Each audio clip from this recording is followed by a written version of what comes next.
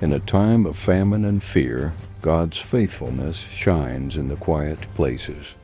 This is a story of obedience, provision, and a miracle born from faith.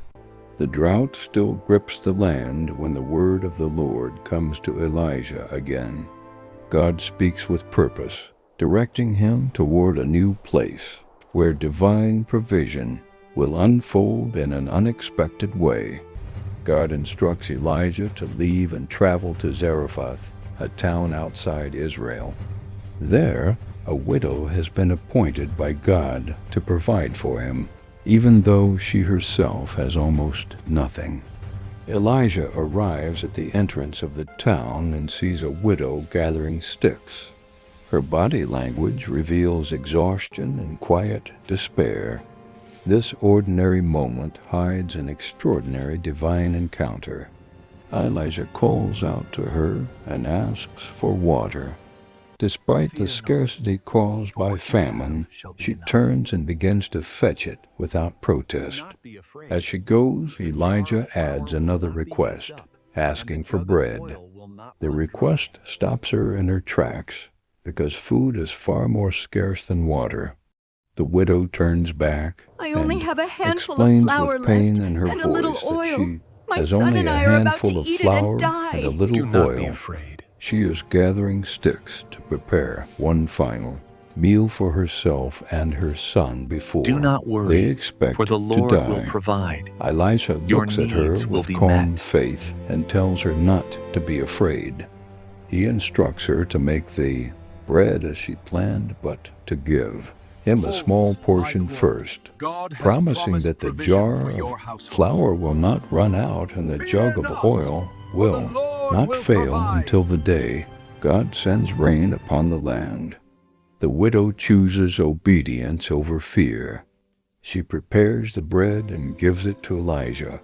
From that day onward, the flour continues to replenish, and the oil never runs dry. Day after day, Elisha, the widow, and her son eat from the same supply.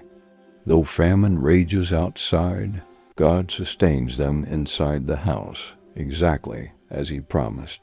Sometime later, tragedy strikes. The widow's son becomes ill, and his condition worsens until he stops breathing. The house that once held hope is suddenly filled with grief. The widow cries out to Elijah in anguish, believing that her past sins have brought judgment upon her and caused her son's death. Elijah takes the lifeless child from her arms and carries him upstairs to the room where he is staying. He lays the child on his bed, preparing to seek God alone. Elijah cries out to the Lord, questioning why such sorrow has come upon the woman who showed him kindness and gave him shelter.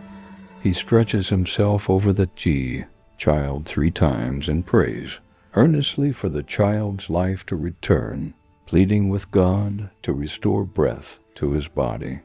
The Lord hears Elijah's prayer. Life returns to the child and he begins to breathe again.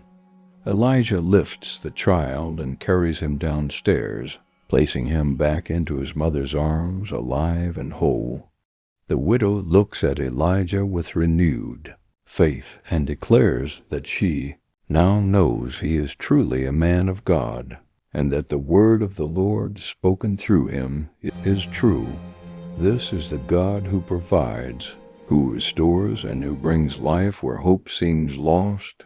May this story strengthen your faith. In Jesus' mighty name, amen.